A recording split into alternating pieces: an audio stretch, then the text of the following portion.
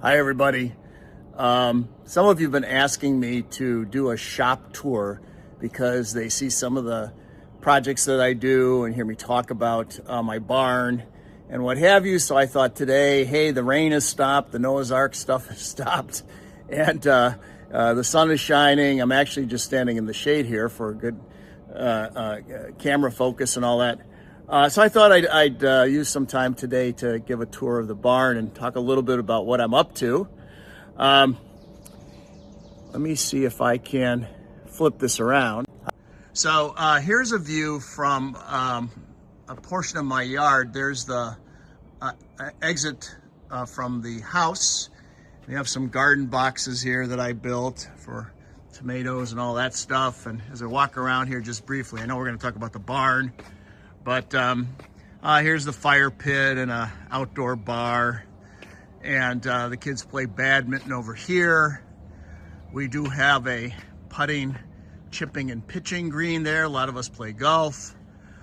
Some of you know I'm also a ham radio operator, so there's one of my antennas, and if you look up there, there's other antennas up on top of the telephone poles, so they serve a dual purpose, netting as well as support for antennas, I guess. We have a detached garage over here. That's not the barn or the shop. There's a basketball hoop, of course. Everybody seems to have one of those. And there's the barn back there, so we'll talk about that in a minute. So I want to talk about my vehicles because that's part of the whole process of making stuff. So I have here a 2025 Ford F-350 pickup with a full-size bed, which is it's necessary when I want to bring in live edge slabs and full sheets of plywood and what have you. The full-size cab, crew cab, is nice as well because we got grandkids who are bigger than me, so you need a lot of room when you take longer trips. So this truck is really a nice workhorse for us. And another thing that's quite useful over here is my UTV side-by-side. I made these lighting, I don't know what you want to call them, posts or something, because I needed some sort of a warning lights when I'm plowing snow. So I use this primarily to plow, but I use it around the property a lot to carry heavy stuff around. And when we're digging stuff up, it's very rocky out here in New England, so you pile up the rocks in the bed, and it has a dumping capacity. There's the snow plow over there. Thank the Lord we don't have to have that on now. We're in the non-snow part of the year. So yeah, so just having these things around here is very nice. I also noticed the side-by-side has a trailer hitch on it, and it's easier to maneuver the trailer around on the lot with that than it is with this big thing. So what do I mean by a trailer? Well, if we come over here and go down a little bit of a hill here, an incline, here's my trailer. Very useful for hauling stuff. We haul all sorts of things. We haul the side-by-side on this thing. We go to the dump. We get other bigger pieces of equipment that we bring in to the barn and what have you. So very, very useful. When we get inside, you're going to see a fixture table that weighs 2,100 pounds. And we had that shipped from Texas to a terminal in Central Mass, and we drove out with this trailer to their terminal and had them use a forklift to put the fixture table on this trailer. Then I used a side-by-side to back it down approximately to here. We needed to get it through that big door over there, so it was a little bit more to the right, and it has a ramp there, and we were using the winch on the side-by-side to lower it off of the trailer, and we got it about 80% off, and it got stuck. It was so heavy it kind of caved in. You see the mesh screen on the trailer ramp. So what we did was we undid the winch from the fixture table and we put it on the trailer, and we used it to pull the trailer out from under the table. So it worked. A little bit of Egyptian engineering there, and we were able to get it in the barn. And then I just have some PVC stock over here that I use for various things. For example, we go over here, a lot of us do archery. So we just made some PVC bow stands, so when we're shooting, you can hang your bow on the sort of the cross area there, and then I don't know if you can see my hand here. The caps here, they come off. That's just for rain, and you put your arrows in there, so it just makes it a lot easier to shoot archery when we're out here in the yard doing that. So again, there's a shot of the putting green and the antennas and stuff.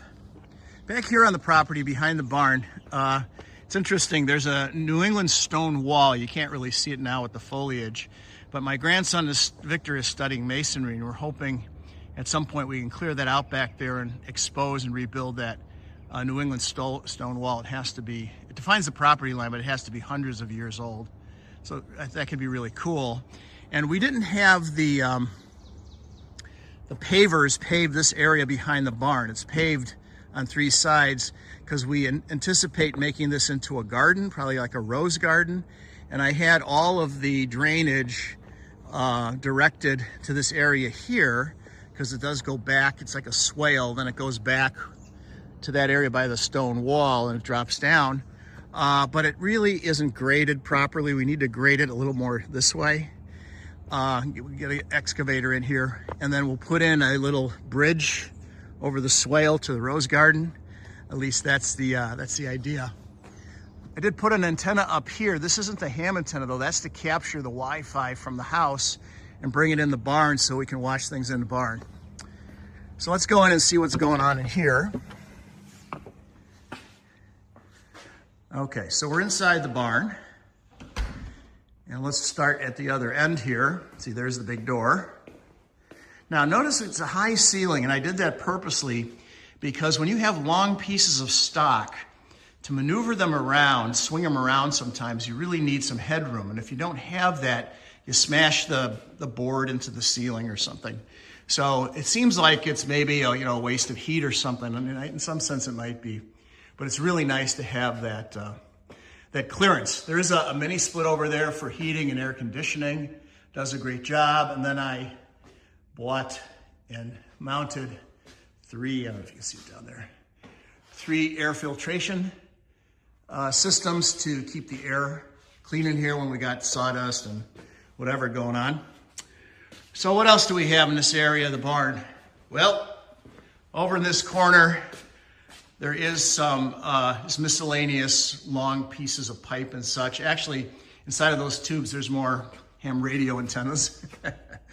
There's an air compressor here. There's some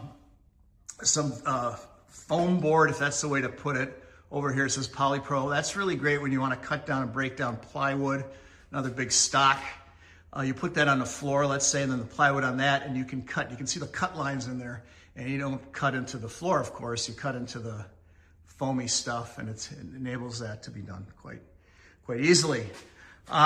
We're doing a lot of live edge stuff these days, and we work with local sawyers to get live edge materials from New England. So there's some ash down there. Those are longer. These over here are shorter.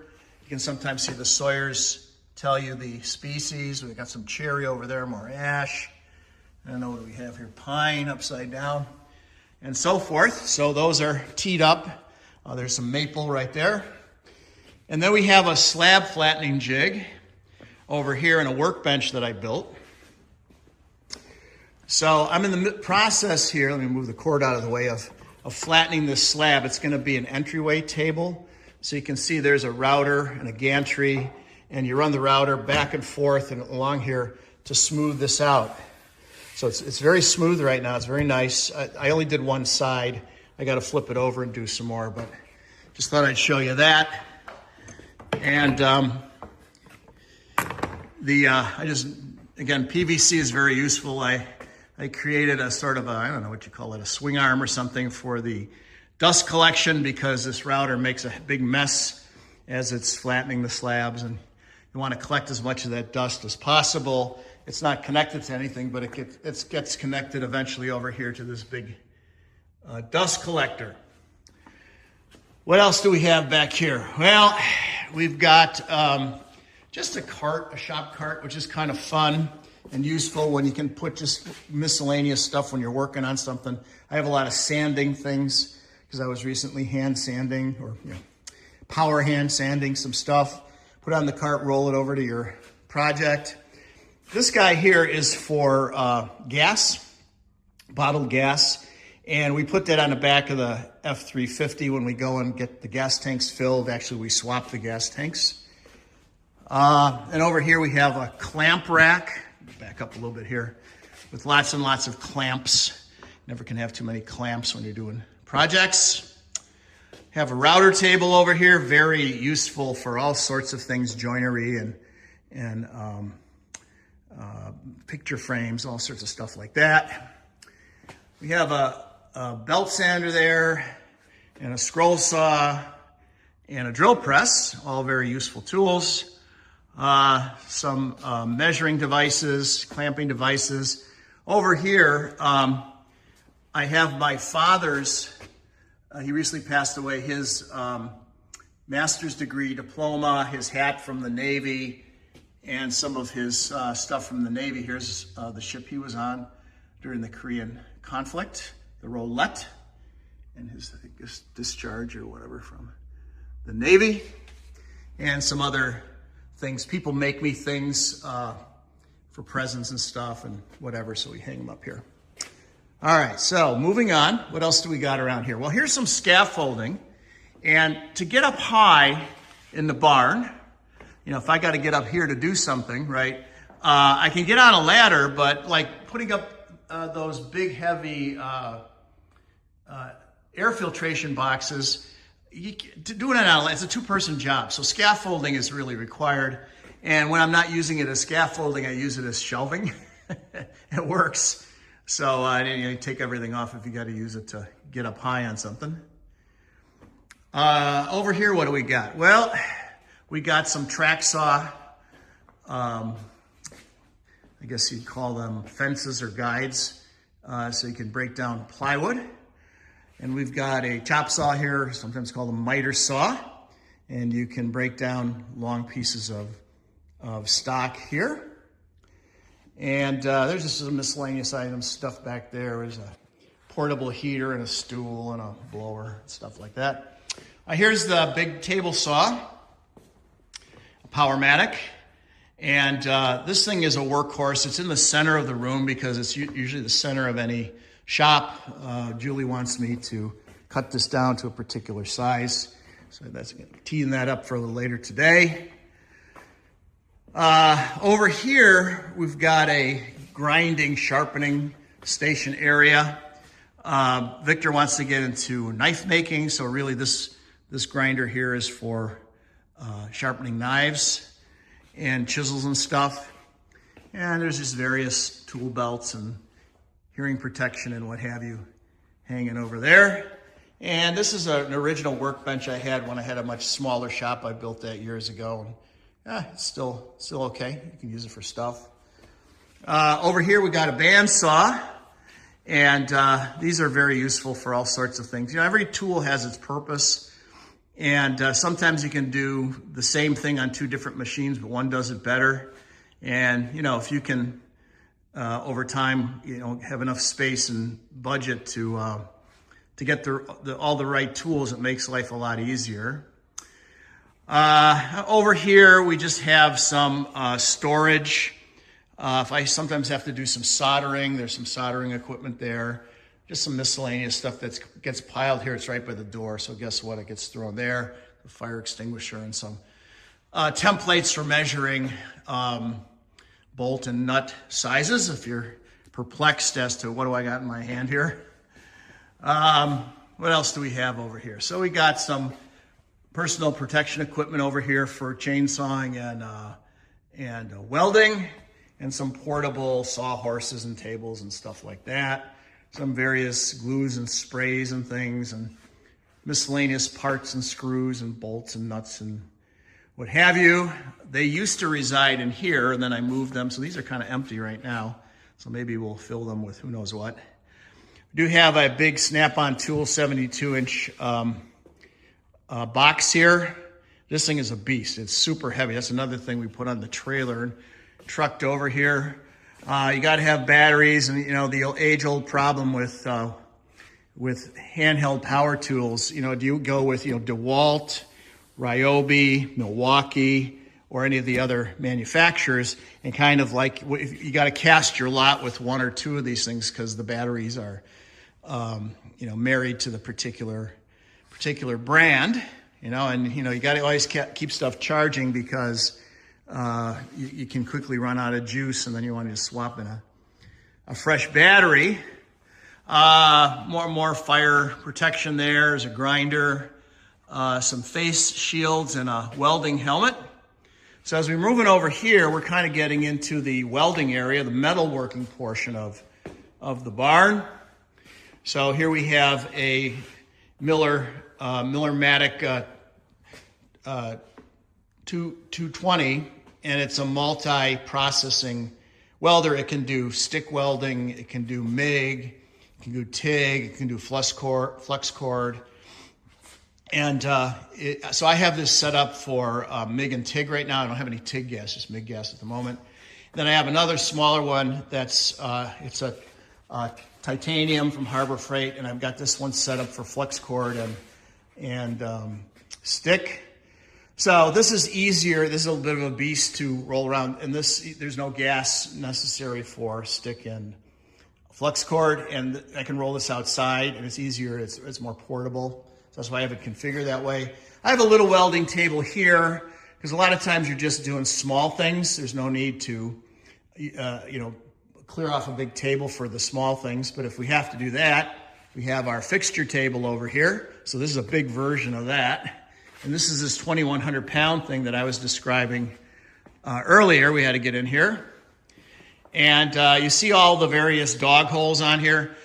Very useful for clamping things down, keeping things flat and square and plumb and all the stuff that you have to do. So it's a very good reference surface. And also you see the various clamps here where they fit right in the holes wherever you want them. And then you can clamp things down. One of the welding projects I'm teeing up here is I got these plates here, and these holes match up on the plates exactly with the holes here.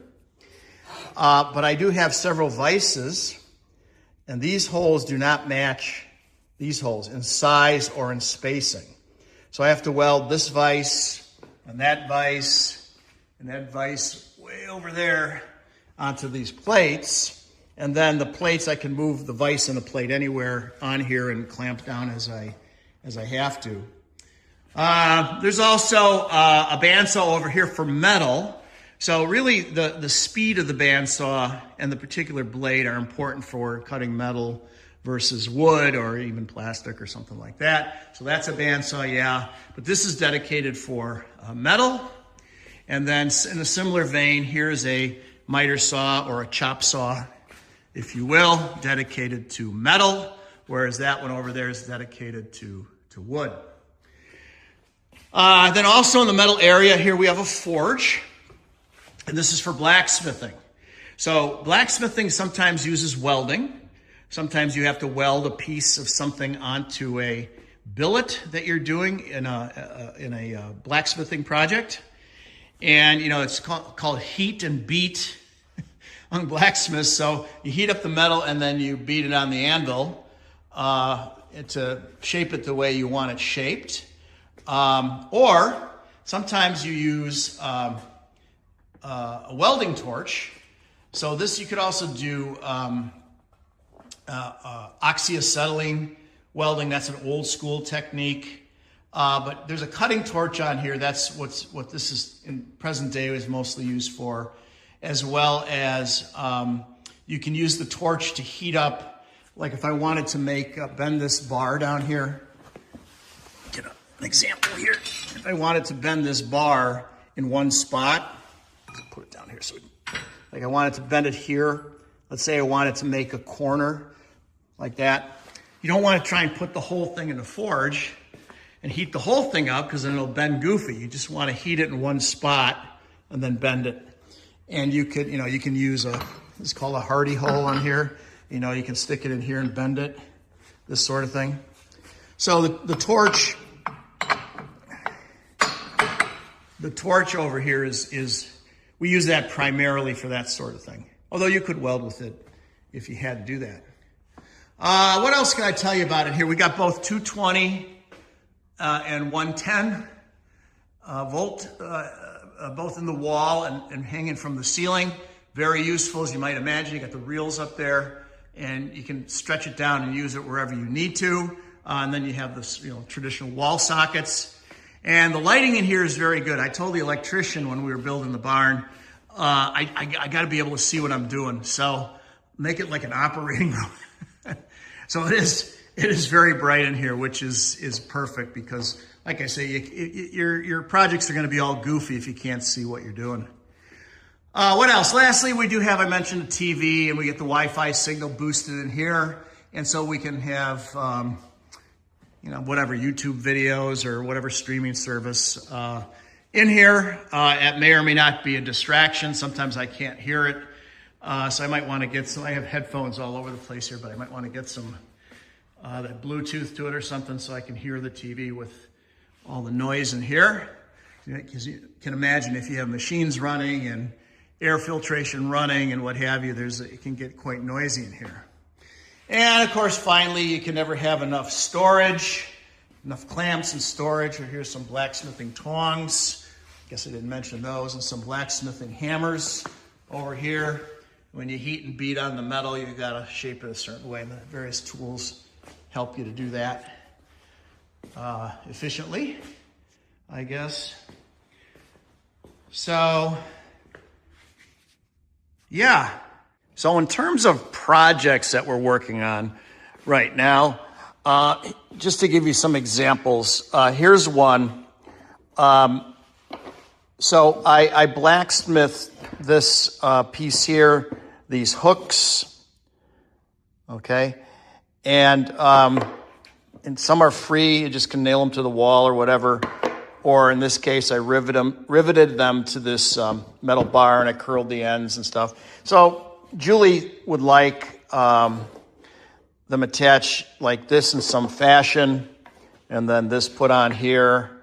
And this board has to be cleaned up and sanded and whatever, and this has to be all spaced out. And if you want to hang it on the wall for a coat hanger or something like that, you got to make sure you put in the positions for the screws so they hit the studs at, they're typically 16 inches on center, but not always, depending on when the house was built. But so that's an example of sort of wood and metal getting blended together, handmade stuff. We do go to flea markets all the time, Julie and I do, and she likes to get stuff like this. We just recently bought this at the Brimfield Flea Market a week or so ago. That's the one from Flea Market Flip, the TV show, if you see that. And we make stuff out of things she finds. We rehab stuff.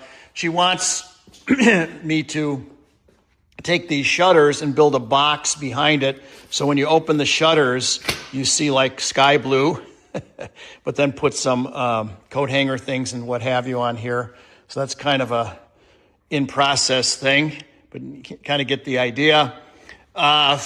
Both her dad and my dad were in the service, and they got flags when they passed away. And she bought this little flag box, but it's way too small, so I'll build her a brand new one. This is kind of chintzy, so we're going to make it out of some nice wood for her dad's flag. And you can see, again, there's all other little projects. Sometimes it's just fixed things. So this Christmas decoration is broken and needs to be repaired. And then here's another conundrum when you have a shop is, are you making stuff for somebody else or to sell, or are you making stuff for your shop? So this is going to be it's called a miter sled for the table saw. So you can put it on the saw and slide things around to make certain kinds of cuts. And then over here is a kit that I got. I haven't gotten to it yet. But what it's going to be is let's see if we can turn this around so you can see. It's an outfeed table there. It's hanging down for the table saw.